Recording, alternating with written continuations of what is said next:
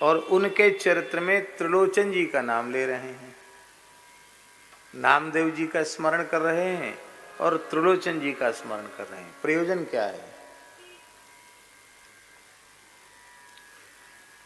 प्रयोजन इसका ये है कि जिनके शिष्य श्री नामदेव जी के जैसे हुए और भक्तराज श्री त्रिलोचन जी के जैसे हुए, वे स्वयं सद्गुरु श्री संत ज्ञानेश्वर जी महाराज कैसे होंगे? तो ज्ञानेश्वर जी की महिमा को कहने के लिए उनके अत्यंत प्रसिद्ध शिष्यों का स्मरण किया। और चलो यहाँ तो कुछ ज्ञानेश्वर जी का, उनके काव्य का, उनकी महिमा का कुछ स्मरण भी किया। जगतगुरु श्री मदाध्य रामा, जगतगुरु श्री रामानंदाचार्य भगवान का स्मरण करके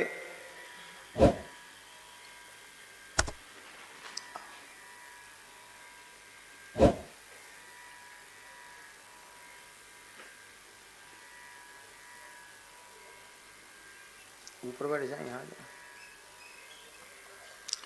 श्री रामानंदाचार्य भगवान का स्मरण करके केवल उनके शिष्यों का ही स्मरण किया। श्री अनंतानंद, कबीर, सुखानंद, सुरसुरानंद पी इत्यादि। इसका आशय यह है कि जिन जगतगुरु श्री मदाध्य रामानंदाचार्य भगवान के 12 शिष्य इतने प्रतापी हुए, तो जिनके आशीर्वाद से ऐसे प्रतापी शिष्य हुए, एक ते एक उजागर, उन जगतगुरु श्री रामानंदाचार्य भगवान की महिमा हम कैसे कह सकते हैं? शिष्य की महिमा का कथन, गुरु की महिमा का कथन करने के लिए शिष्य की महिमा का कथन किया गया। ये श्री नाभा जी की शैली है।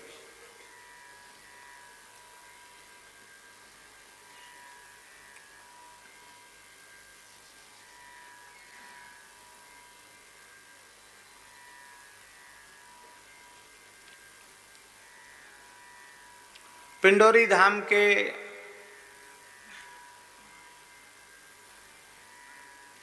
महान सिद्ध संत बाबा श्री महेश दास जी के संबंध में कहा, तिनकी महिमा कहा कहूँ, सिद्ध हैं जिनके स्वान। बोले भैया, उन बाबा महेश दास जी की महिमा हम क्या कहें, जिनकी जूठन खा के कुत्ता सिद्ध हो गया।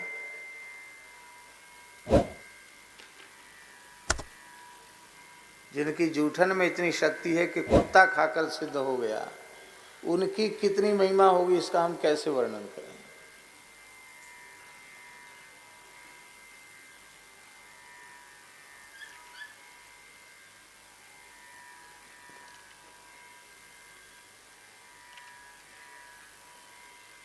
जहांगीर बादशाह आया था, बादशाह जहांगीर, अकबर का बेटा।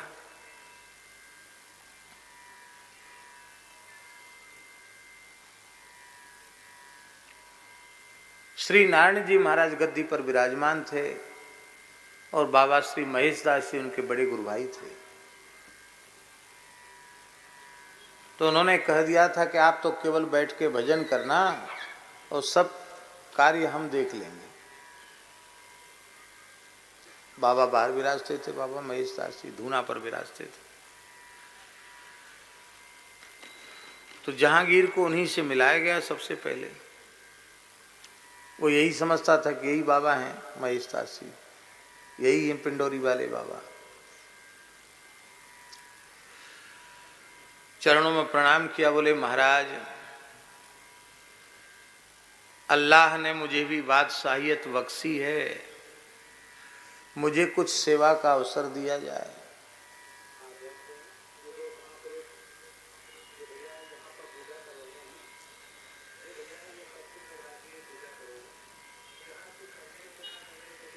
वो उसके अहंकार को नष्ट करना चाहते थे बाबा महेश दास जी।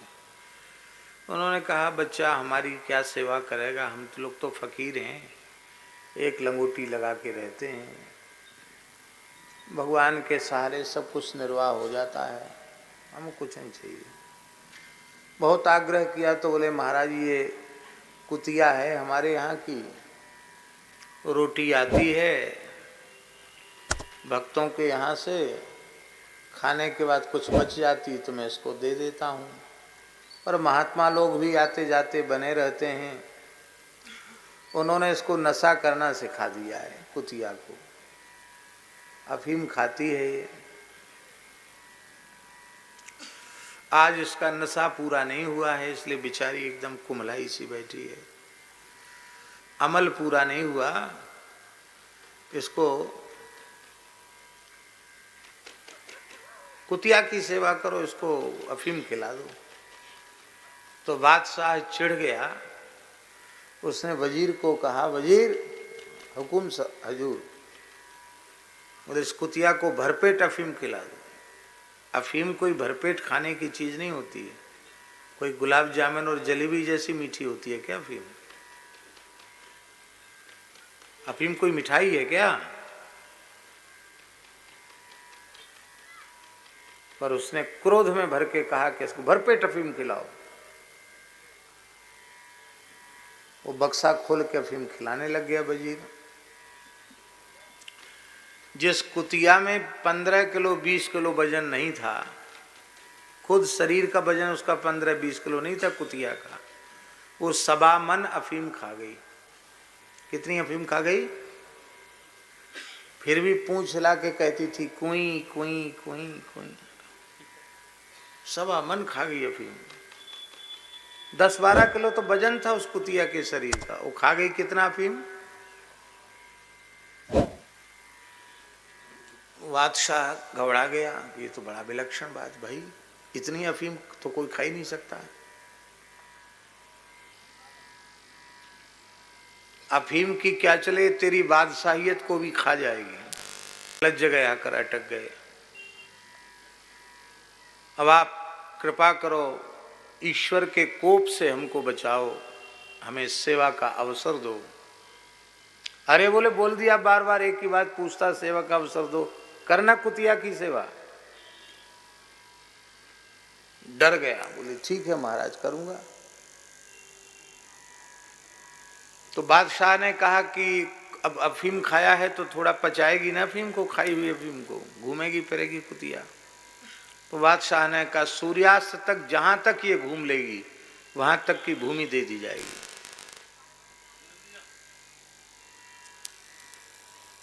वो 10,000 एकड़ घूमी। कितनी घूमी? 10,000 एकड़ घूमी वो कुतिया।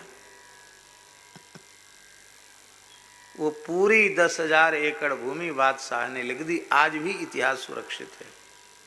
पूरे भारतवर्ष में सबसे विशाल जमीन पिंडोरी धाम में है और आज भी वो सुरक्षित है, सरकार कोई ले नहीं सकती, बादशाही फरमान है।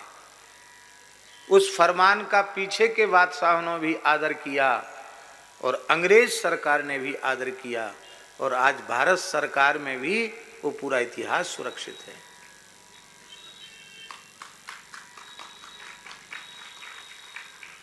गेहूं का दाना कितना बड़ा होता है? कितना बड़ा होता है? कितने किलो का होता है? आप लोग हंस रहे हैं। गेहूं का दाना कितने किलो का होता है?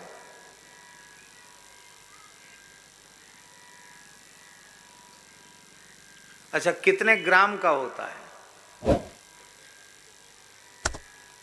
1 ग्राम का भी नहीं होता होगा। 250 ग्राम का गेहूं का एक दाना अभी भी रखा है पिंडोरी धाम में। कितने का? बाबा ने कृपा की तो फसल में ऐसी बाली निकली, अकाल का समय था, संत सेवा कर दी अकाल के समय। बोले जा बच्चा, साधुओं को खिलाया हुआ कम नहीं होता है। एक एक दाना 250-250 ग्राम का आज भी एक दाना सुरक्षित रखा है। 250 ग्राम का एक गेहूं का दाना।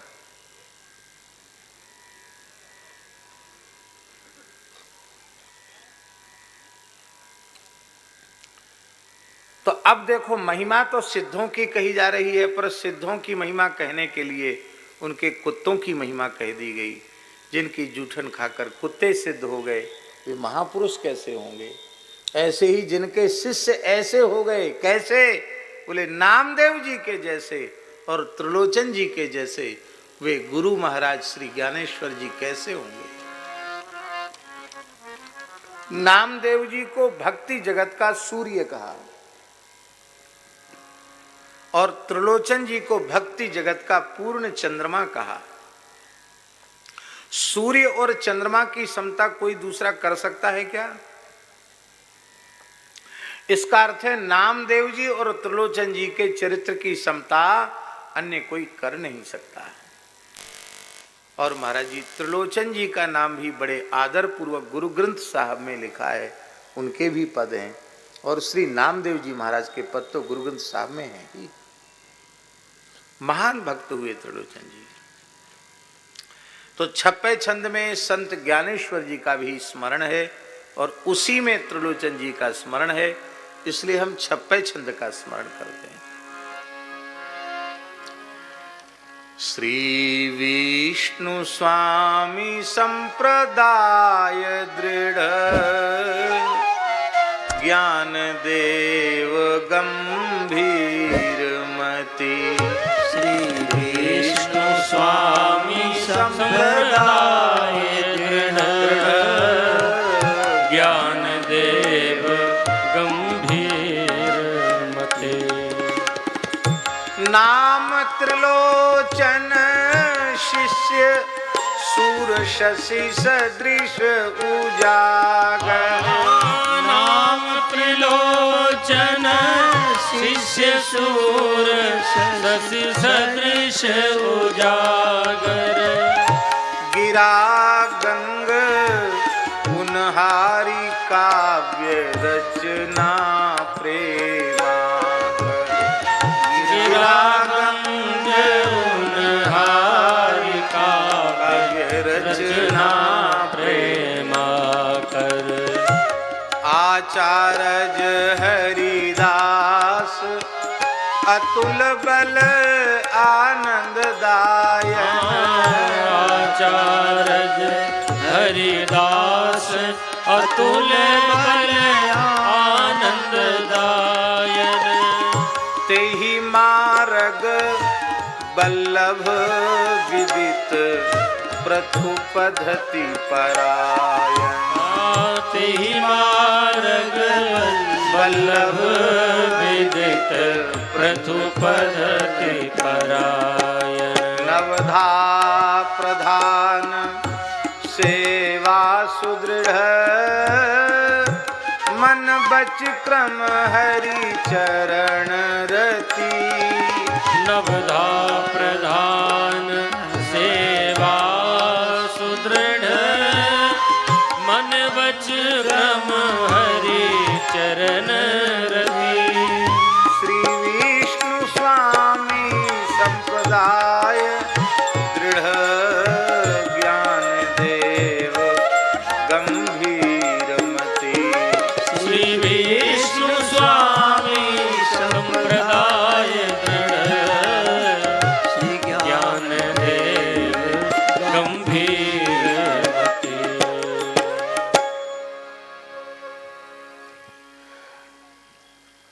महाराष्ट्र की धरती पर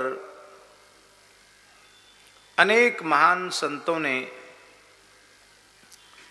जन्म लेकर महाराष्ट्र की धरती का गौरव तो बढ़ाया ही है, वैदिक सनातन धर्म का गौरव बढ़ाया, वैष्णव धर्म का गौरव बढ़ाया, साधु समाज का गौरव बढ़ाया और बड़े बड़े लोकोत्तर कार्य महाराष्ट्र की धरती पर प्रकट हुए संतों के माध्यम से हुए।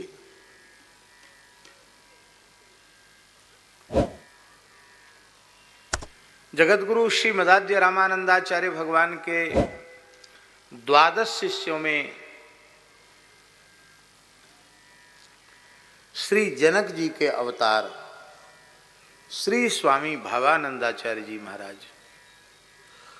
जिनका पूर्व नाम था पंडित श्री विठल पंत, जो महाराष्ट्र के आलिंदी में निवास करते थे, सदगृहस्थ, महान ज्ञान विज्ञान और तप से संपन्न अत्यंत पवित्र ब्राह्मण थे, परम वैराग्यवान थे और अपने तीव्रतम वैराग्य के कारण ही उन्होंने गृह त्याग किया और पंचगंगा घाट पर जाकर के जगत गुरु श्रीमदाद्य रामानंदाचार्य भगवान की शरणागति ग्रहण की।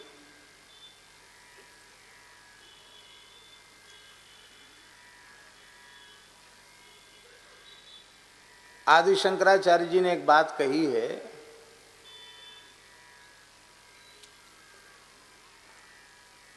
ज्ञाते तत्वे कह संसार।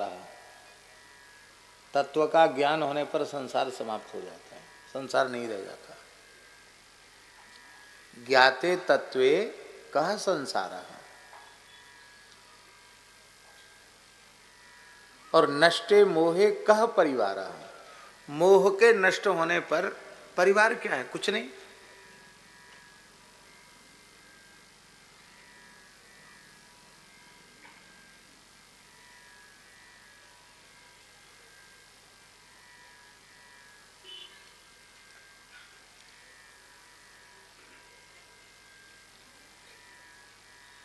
वे तत्वज्ञानी थे, उनका मोह नष्ट हो चुका था, इसलिए श्री रामानंदाचार्य जी के पूछने पर कि संसार में कोई तुम्हारा संपर्क संबंध, कोई कर्तव्य शेष तो नहीं है, आपने झूठ नहीं बोला। आपका वैराग्य इतना उच्च कोटि का था और ज्ञान इतना उच्च कोटि का था कि आपने कहा कि नहीं, हमारा इस शरीर संसार से दूर दूर तक कहीं कोई संपर्क संबंध नहीं है। मैं तो केवल उस तत्व की अपरोक्षानुभूति के लिए आपके चरणों की शरण में आया हूं। स्वामी जी ने कुछ काल अपने निकट रहने के पश्चात उन्हें सन्यास की दीक्षा दे दी, त्रिदंड सन्यास दे दिया और उनका यति रूप में उनका नाम हुआ स्वामी श्री भावानंदाचार्य, ये नाम हुआ।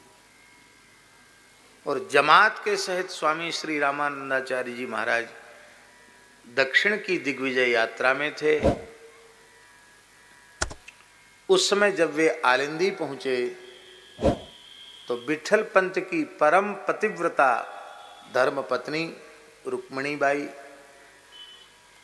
वे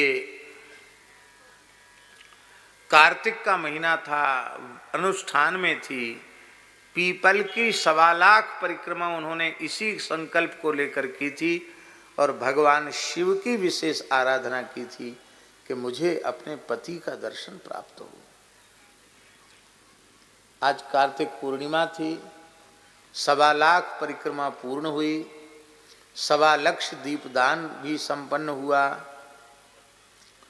और जिस दिन उनके व्रत की पूर्णता थी, स्वामी जी उसी दिन आलिंदी पधारे और शिव जी का पूजन करने के पश्चात वे उसी पीपल के नीचे बैठे थे। परिक्रमा पूर्ण करके परम पतिव्रता ब्राह्मणी ने चरणों में प्रणाम किया।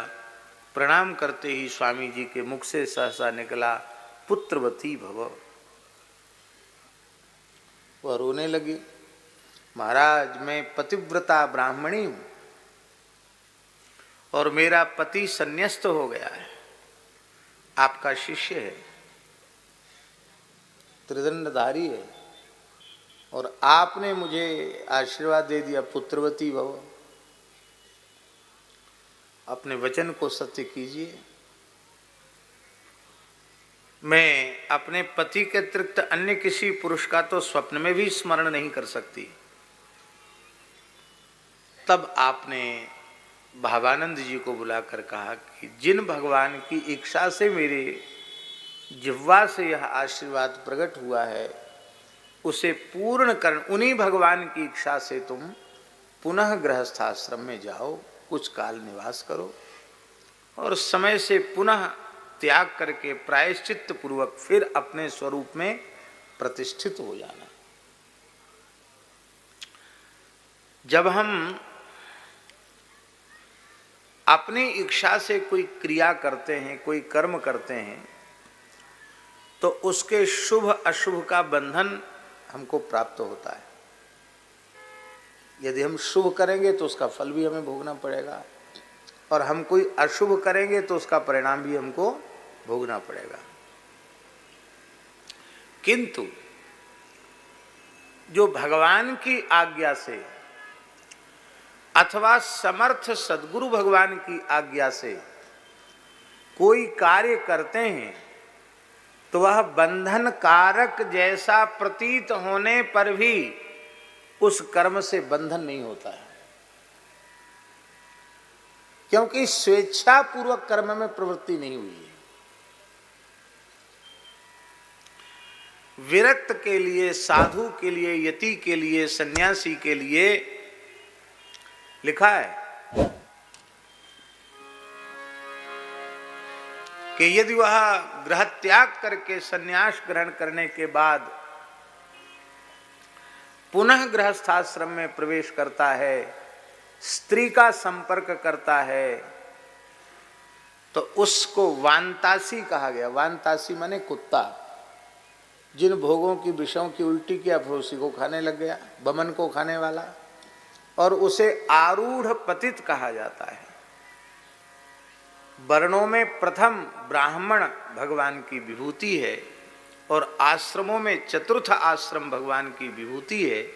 इसलिए उस वहां तक पहुंचने के बाद जो अपने आचरण से गिर गया उसे आरूढ़ पतित कहा जाता है। पुराणों में इतने उसके संबंध में वचन है कि उनको अलग से उद्धृत करने की का अवकाश हमारे पास नहीं है, लेकिन फिर भी एक दो श्लोक हम बोलेंगे, क्योंकि यहाँ पूज्य संतों का ही स्थान है और संतों के मध्य में ही हम लोग बैठे हैं।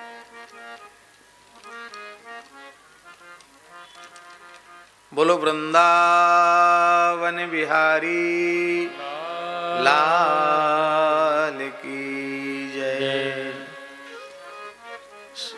जय जय श्री राधे।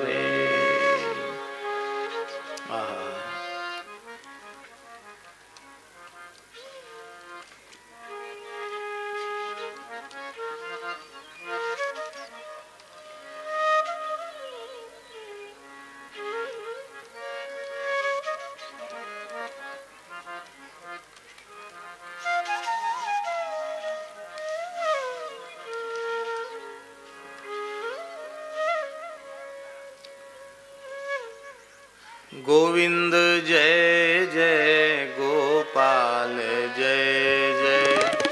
गोविंद जय जय गोपाल जय जय। राधा रमण हरि गोविंद जय।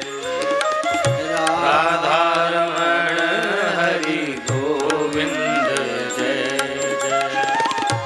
गोविंद जय गोपाल जय जय। गोविंद जय जय गोपाल जय जय। गोविंद जय जय गोपाल जय जय। गोविंद जय जय गोपाल जय जय। राधा रमण हरि गोविंद जय जय। राधा रमण हरि गोविंद जय जय। गोविंद जय जय गोपाल जय जय।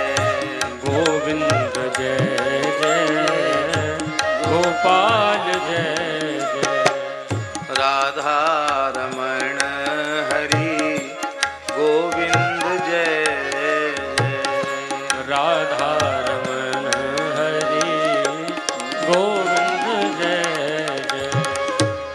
गोविंद जय जय गोपाल जय जय गोविंद जय जय गोपाल जय जय राधा रमण हरि गोविंद जय जय राधा रमण हरि गोविंद जय जय गोविंद जय जय गोपाल जय जय।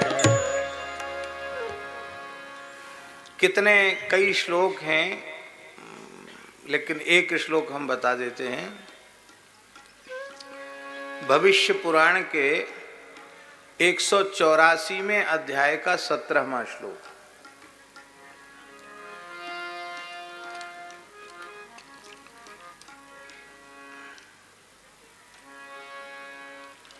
ग्रहात् प्रव्रजितो भूत्वा पुनः सेवति मैथुनम् षष्टिवर्षसहस्राणि विष्ठायां जायते क्रमिः। गृहस्थाश्रम त्यागने के बाद, घर छोड़ने के बाद, संन्यास लेने के बाद फिर यदि पुनः गृहस्थ का सेवन करता है, स्त्री का सेवन करता है, तो उसे 60,000 वर्ष तक विष्ठा की नाली का कीड़ा बनना पड़ता है, मल का कीट बनना पड़ता है।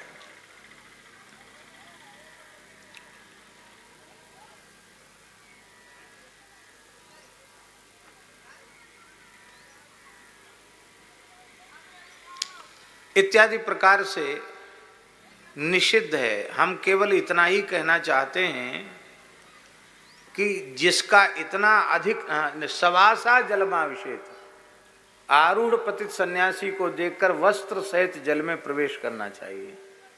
आदित्यम तु बुलोकैत, सूर्यमंडल का दर्शन करके प्रायश्चित्त करना चाहिए। इतना दोष युक्त है, पर समर्थ आचार्य की आज्ञा से प्रवेश करने के कारण उनको दोष नहीं लगा,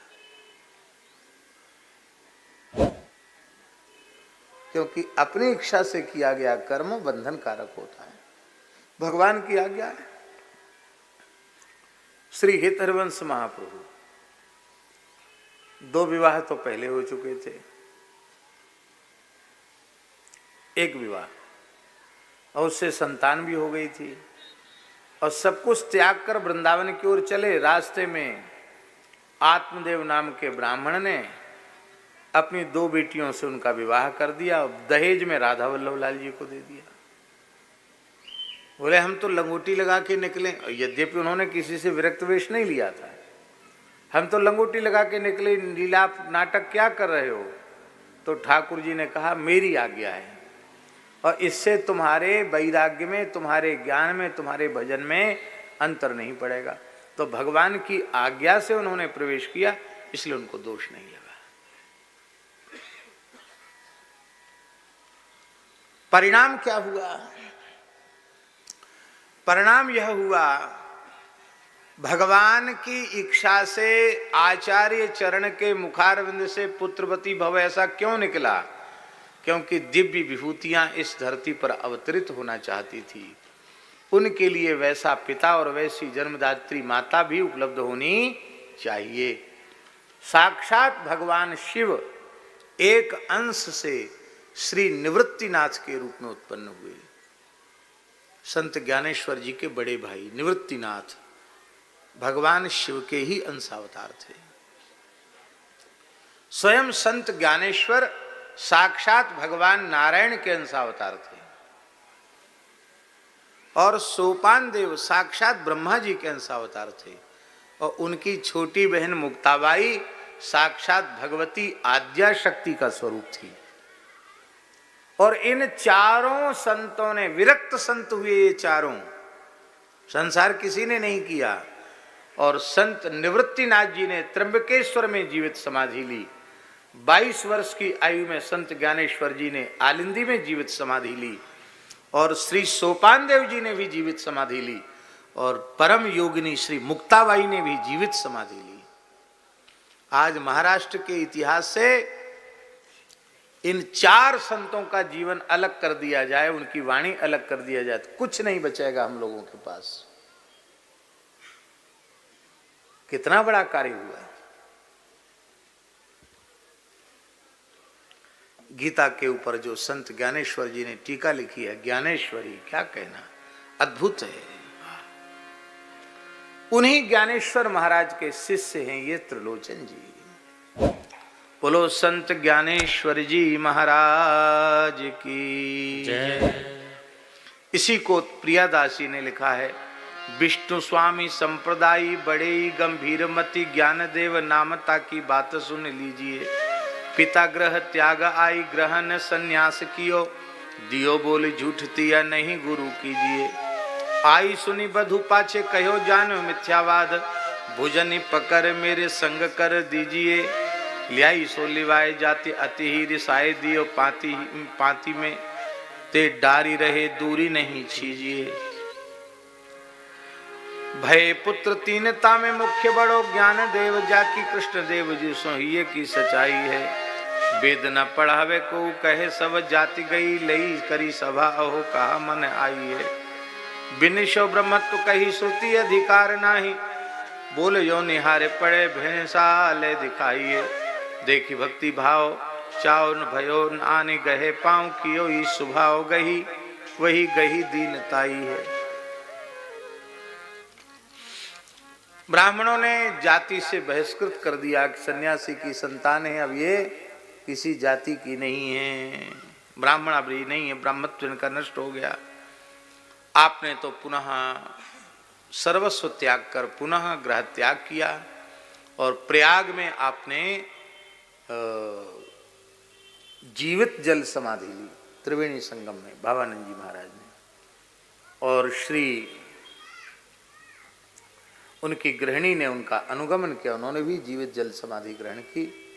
और ये तीनों पुत्र और पुत्री, ब्राह्मण कहते थे कि इनके कोई ब्राह्मणोचित संस्कार नहीं होंगे क्योंकि ये तो यति की संतान है, सन्यासी की संतान है। तो बोले भाई प्रायश्चित बताओ। तो पैठन में ब्राह्मणों की संख्या बहुत अधिक थी, उसको दक्षिण काशी कहा जाता है। पैठन के ब्राह्मणों ने कहा कि तुम 1 वर्ष तक रास्ते के सहारे खड़े होकर कोई भी दिखाई पड़े, चाहे पशु हो, पक्षी हो, मनुष्य हो, ब्राह्मण हो, चांडाल हो, कुत्ता हो, कोई हो, सबको दंडवत करो, प्रणाम करो। वो सोचते थे कि इतने कठोर दंड कैसे ये सहन करेंगे, ये प्रायश्चित नहीं कर सकेंगे। पर ज्ञानेश्वर जी के नेत्र भराए, उन्होंने कहा आपने हमें प्रायश्चित नहीं, आपने हमें साधना की पद्धति सिखा दी। सभी में तो भगवान विराजमान है, हम सबको प्रणाम करें। और उन्होंने ज्यों का त्यों 1 वर्ष तक सबको नमस्कार किया। फिर भी ब्राह्मण उनको लेने के लिए राजी नहीं थे। बोले तुम्हें वेद पढ़ने का अधिकार नहीं है। क्यों? खाली ज्ञानेश्वर नाम होने से क्या हो गया, वेद पढ़ने का अधिकार हो जाएगा? लो हमारे भैंसा का नाम ज्ञानेश्वर है, हमने अपने भैंसे का नाम ज्ञानेश्वर रख दिया, तो ज्ञानेश्वर नाम रखने से भैंसा वेद पढ़ने का अधिकारी हो जाएगा? उन्होंने कहा संत कृपा करें तो भैंसा भी वेद पढ़ सकता है। बोले ऐसे संत तो आप ही होंगे जो भैंसा को वेद पढ़ा सकें। बातें तो लंबी चौड़ी यहाँ की जाती हैं। ज्ञानेश्वर जी ने जैसे ही भैंसे की पीठ पर हाथ धरा, छोटे से बालक ज्ञानेश्वर जी ने भैंसा सस्वर वेद मंत्रोच्चारण करने लग गया। ब्राह्मणों ने चरणों में प्रणाम किया। आप तो अवतारी पुरुष हैं, बड़े अद्भुत अद्भुत चरित्र हैं। आपको पता है ज्ञानेश्वरी किसने लिखी है? ज्ञानेश्वर जी समाधि में स्थित होकर बोलते हैं, लिखी सच्चिदानंद महाराज ने। सच्चिदानंद जी का चरित्र मालूम है? एक विद्वान युवा ब्राह्मण, उसकी मृत्यु हो गई थी और परिवार के लोग बड़े दुखी थे। जवान लड़का मर गया, अर्थी लेकर जा रहे थे, सब रो रहे थे। ज्ञानेश्वर जी बैठे थे। बोले कौन जा रहा, कौन है भैया? बोले सच्चिदानंद नामक ब्राह्मण था, बहुत विद्वान था, मर गया, अभी नई अवस्था का ही था। तो हंसने लगे। वाह, बोले सच्चिदानंद मर सकता है कहीं? नाम है सच्चिदानंद, कहते मर गया। सच्चिदानंद ही मर जाएगा तो जिंदा कौन रहेगा? उतारो, अर्थी नीचे रखो। कहा वत्स तुम्हारा नाम सच्चिदानंद है, फिर तुम ये क्या नाटक कर रहे हो? उठो बैठो। उठ के बैठ गया, मुर्दा जिंदा हो गया। तब से फिर वो लौट के न तो स्मशान गए और न स्मशान जाने की तो जरूरत ही नहीं थी, घर लौट के नहीं गए और ज्ञानेश्वर जी के चरणों में समर्पण कर दिया। उन्होंने ही, ज्ञानेश्वर जी ने बोला है और अपनी लेखनी से सच्चिदानंद महाराज ने लिखा है। ऐसे संत ज्ञानेश्वर जिन्होंने 14 वर्ष की आयु में 1400 वर्ष के योगी को शिष्य बनाया। जिसको चेला बनाया उसकी उम्र कितनी थी? 1400 वर्ष। आजकल बहुत से लोग झूठ मूठ लंबी चौड़ी आयु बताने लग जाते हैं। बोले इनकी उम्र कितनी है? कहते, लोग कहते 250 साल की उम्र है। अच्छा 250 साल की? तो हमने सोचा कि चलो 250 साल की उम्र है तो महाराज तो उनके पास रहते ही हैं, महाराज से पूछ लें कि क्या सही में उनकी 250 वर्ष की आयु है। हमने महाराज से पूछा, कहो महाराज वस्तुतः उनकी 250 वर्ष की आयु है? अरे महाराज जी आप क्या पूछ रहे हो, 250 साल से तो मैं उनको ऐसे ही देख रहा हूँ। इसका मतलब क्या हुआ? नहीं समझे इसका मतलब? कि उनकी आयु तो है ही है, इनकी आयु भी 250 से कम नहीं। बताने वाला कहता 250 साल से हम ऐसे ही देख रहे हैं, उनकी आयु अपने आप बड़ी। ऐसी भी लोग बड़ी आयु बता देते हैं, लेकिन ऐसी नहीं। वस्तुतः उनकी 1400 वर्ष की आयु थी। वे महान हठ योगी थे और वे योग बल से आयु बढ़ाते थे। आप में यदि सामर्थ्य हो तो आपकी भी आयु बढ़ सकती है।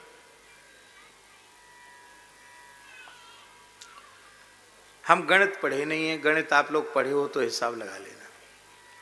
1 मिनट कुंभक में प्राण वायु को रोकने से 12 मिनट की आयु बढ़ जाती है।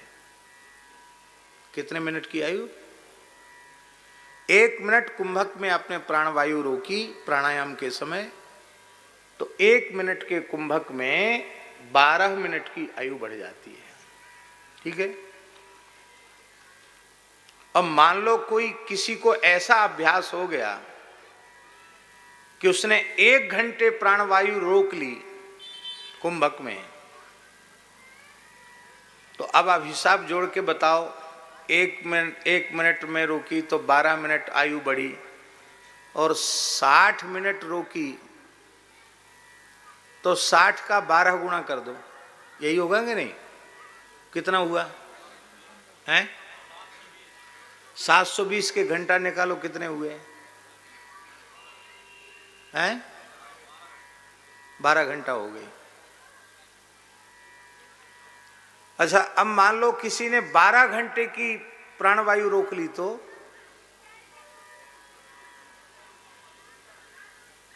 और 24 घंटे की रोक ली तो, और मान लो महीना भर उसी स्थिति में प्राणवायु रोक कर बैठा रहा तो, और साल भर रोक कर बैठा रहा तो, अब हिसाब लगाते चले जाओ कितनी आयु बढ़ेगी।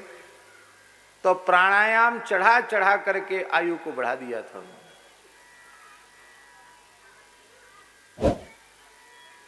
आए हुए काल को लौटा देते हैं महात्मा।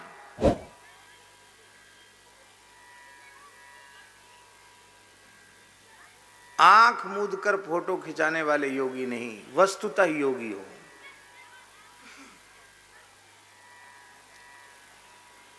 हमारे पूज्य गुरुदेव पहाड़ी बाबा महाराज समर्थ योगी थे।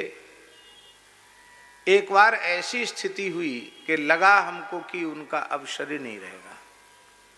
महाराज जी से पूछा तो महाराज जी ने कहा हाँ संकेत हो गया है।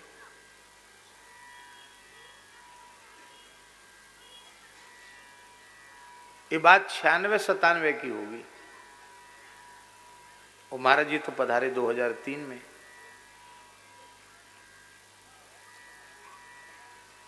आप किस सन में आए?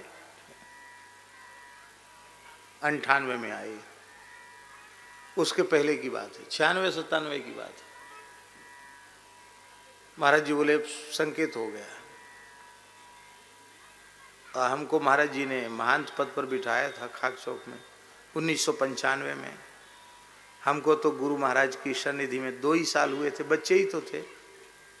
हम तो रोने लगे, हमने कहा महाराज जी ऐसा मत लीला करो, आप तो समर्थ महापुरुष हैं, आप कुछ दिन और विराज जाइए। तो बोले कि मेरी इच्छा के बिना तो जमराज मुझे ले नहीं जा सकते, काल हमको ले जा नहीं सकता हमारी इच्छा के बिना। और तुम कह रहे तो ठीक है, अभी मैं काल मुद्रा लगाता हूँ। और उन्होंने अपने मस्तक में गाय का घी यहाँ भर लिया और महाराज जी ने योगासन किया, काल मुद्रा लगाई। और जो ब्रह्मांड की ओर प्राण का उत्क्रमण हो रहा था, प्राण को पुनः अपनी अवस्था में भी ले आए। और फिर बोले, बाद में बोले, एकदम ठीक हो गए। बाद में बोले बच्चा आंख मूंद के ध्यान योग समाधि की फोटो खिंचाने वाले तो बहुत से लोग मिल जाएंगे, लेकिन 2 हाथ पैर वाले मनुष्यों में इस प्रकार की क्रिया जानने वाले दुर्लभ हैं इस समय, साधुओं में भी दुर्लभ हैं। और बोले जब तक चाहेंगे तब तक रहेंगे, जब चाहेंगे तब 1 मिनट में चल पड़ेंगे। और गए तो ऐसे ही गए, चाह लिया और चले गए, महान योगियों की तरह। तो प्राणायाम से आयु बढ़ती है, प्राणायाम परम बलम। काल मुद्रा लगा करके योगी प्राण काल को जीत लेते हैं। ये दृश्य पुस्तकों में भले ही न लिखा हो, पर मैंने अपनी आंखों से देखा है काल को लौटते हुए। चांगदेव जी की आयु झूठी नहीं थी, वास्तविक 1400 वर्ष की आयु थी उनकी। और वो कितने चमत्कारी सिद्ध थे। आज चमत्कारों की बड़ी बड़ी चर्चा होती है। ऐसे चमत्कारी सिद्ध थे चांगदेव जी महाराज कि जब ज्ञानेश्वर महाराज वहां से उनके साधना स्थल से निकले तो वहां उनको तमाम मृत शरीर पड़े मिले और मृत पशुओं के शरीर पड़े मिले वहां उनको। तो उसकी दुर्गंध आ रही थी। वहीं पर्वत में कंदरा थी, गुफा थी। तो उन्होंने पूछा कि ये सब यहाँ क्यों पड़े हैं? उन्होंने कहा यहाँ महात्मा महान योगी चांगदेव जी रहते हैं। वो जब अपनी समाधि से उठेंगे और वो अपनी नजर ऐसी घुमाएंगे तो ये जितने मुर्दे पड़े हैं सब जीवित हो जाएंगे। ये सारे पशु जीवित हो जाएंगे, ये मनुष्य भी जीवित हो जाएंगे। जिनकी आयु अभी शेष है, वो जिनकी आयु ऊपर से ही पूरी होगी वो नहीं होंगे, लेकिन जिनकी अभी कुछ भी आयु शेष है वो जीवित हो जाएंगे। ऐसे चमत्कारी थे चांगदेव जी। और संत ज्ञानेश्वर जी की प्रसिद्धि जब महाराष्ट्र में हुई तो चांगदेव जी घबरा गए कि भी तो 14 वर्ष के बालक हैं, कहीं ऐसा न हो कि हमारी सिद्धाई ठप पड़ जाए। पूर्ण ज्ञानी जो होते हैं, पूर्ण भक्त जो होते हैं, उनमें मात्सर्य दोष नहीं होता है, किंतु जिनका ज्ञान और भक्ति पूर्ण नहीं है वे मात्सर्य दोष से युक्त ही होते हैं, मुक्त नहीं हो सकते।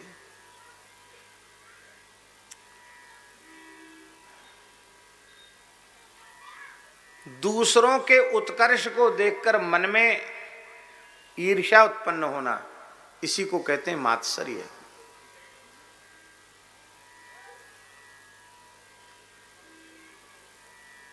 तो चांगदेव जी ने सोचा कि अपनी सिद्धि बल से उस बालक को नियंत्रित करें। अपने अपने योग संकल्प से उन्होंने जंगली शेर को, बबर शेर को, ध्यान से सुनो भाई, जंगली बबर शेर को उन्होंने योग बल से आकृष्ट किया और उस बबर शेर की पीठ पर सवार हो गए। भयंकर काले विषधर नाग का कोड़ा हाथ में लिया और दिगंबर महान योगी महान सिद्ध चांगदेव महाराज शेर पर बैठकर हजारों शिष्यों के साथ, चांगदेव महाराज की जय, गुरु महाराज की जय, सिद्ध सम्राट की जय, योगी सम्राट की जय, बड़े गाजे वाजे से वहां से चले आलिंदी की ओर और सूचना भेजी कि महान योगीराज चांगदेव जी आपसे मिलने आ रहे हैं। तो पहले पत्र भेजा, कागज कोरा था। कोरा कागज इसलिए भेज दिया कि चांगदेव जी यही निश्चित नहीं कर पाए कि हम दंडोत लिखें, प्रणाम लिखें, क्या आशीर्वाद लिखें। कहीं हमसे सिद्धि में बहुत बड़े हुए और हमने उनको आशीर्वाद लिख दिया तो भी अनुचित होगा, और मान लो हमसे बहुत छोटे हैं, हमने दंडवत प्रणाम लिख दिया तो भी अनुचित होगा। कहाँ 14 वर्ष का बालक, कहाँ 1400 साल का योगी। तो जब शुरुआत में ही लिखना मुश्किल है तो आगे क्या लिखें। तो कोरा कागज भेज दिया। ज्ञानेश्वर जी ने हाथ में लिया तो मुक्ताबाई ने कहा कि दादा इसमें तो कुछ नहीं लिखा है। तो हंसकर ज्ञानेश्वर जी ने कहा 1400 वर्ष का योगी अभी भी कोरा ही है, माने इस पर न ज्ञान का रंग चढ़ा न भक्ति का रंग चढ़ा, केवल सिद्धियों के और चक्र में फंसा हुआ है। तो बोले इस पर कृपा करो। तो 65 छंद ज्ञानेश्वर जी ने उस कोरे कागज पर लिखे, जिसको ज्ञानदेव चांगदेव 65 ही कहा जाता है। और उन छंदों को जब चांगदेव ने देखा तो समझ गए बालक अलौकिक है, अब हमें चलना ही चाहिए। शेर पर बैठकर चले और जब आलिंदी के निकट पहुँचे अपने शिष्यों से कहा खबर कर दो कि योगीराज चांगदेव आ रहे हैं। जैसे ही सूचना किया तब निवृत्तिनाथ जी ने कहा ज्ञानेश्वर हम लोगों को भी उनकी अगवानी करनी चाहिए, इतने बड़े संत हैं तो अगवानी करनी चाहिए। तब आप सर्दी का समय था, धूप ले रहे थे, टूटी दीवार, घर की दीवार, गरीबी थी घर में, टूटी दीवार थी, उसी पर बैठ करके धूप ले रहे थे, जिसको यहाँ उरैया लेना कहते हैं, बुंदेल में कहते हैं, बुंदेलखंड में धूप लेना, घाम लेना। ज्ञानेश्वर जी ने दीवाल से कहा कि संत आए हैं, चलो भाई अगवानी करने। दीवाल चल पड़ी। वो दीवाल आज भी है जो चली थी, आज भी सुरक्षित है। लगभग 700 वर्ष हो गए हैं, आज भी वो दीवाल सुरक्षित है, उसको सुरक्षित करके रखा गया। हम देख के आए दीवाल, जो दीवाल चली थी।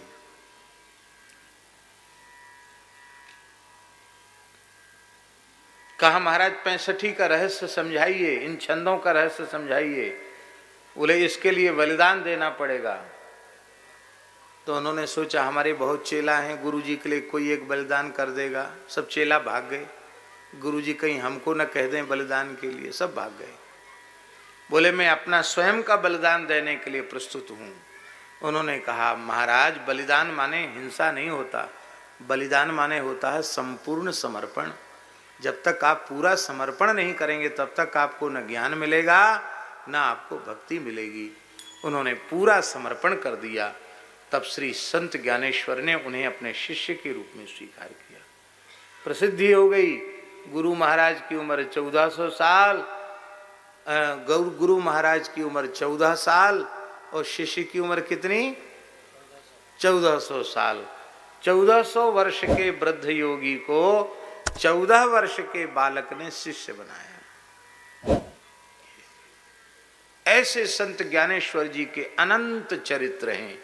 और उन संत ज्ञानेश्वर जी महाराज के की वाणी, जिनके लिए श्री नाभा जी ने गिरा गंग उनहारी काव्य रचना प्रेमा कर, उनकी वाणी को श्री गंगा जी से उपमित किया है। साक्षात गंगा जी है उनकी वाणी। जैसे गंगा जी का जल हजारों वर्षों तक रखा रहे तो भी उसमें विकार उत्पन्न होता नहीं है, ऐसी परम निर्मल और निर्विकार वाणी संत श्री ज्ञानेश्वर जी महाराज की है। बोलो संत श्री ज्ञानेश्वर जी महाराज की जय। ज्ञानेश्वर जी का एक उपदेश, एक उनकी रचना, उसका हम स्मरण कर रहे हैं। संत ज्ञानेश्वर जी महाराज अपनी वाणी में कह रहे हैं सद्गुरु की महिमा सर्वोपरि है। क्या कह रहे हैं? सद्गुरु की महिमा सर्वोपरि है। वे कहते हैं कि इस संसार में तारने वाला कोई तत्व है तो वह एकमात्र गुरु तत्व ही है।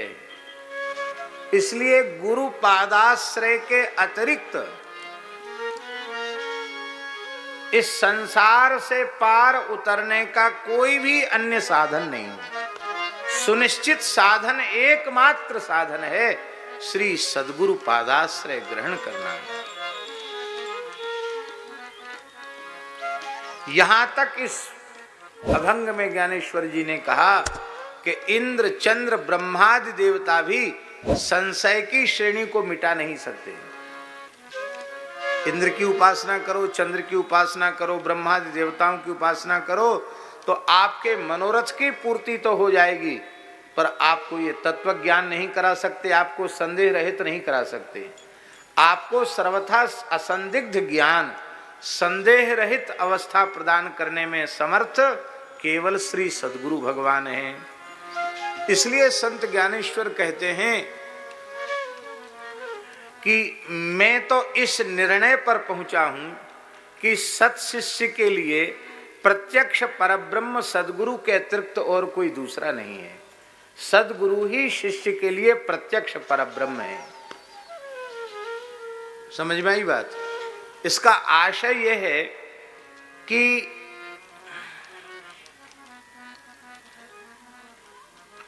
यदि शिष्य की श्रद्धा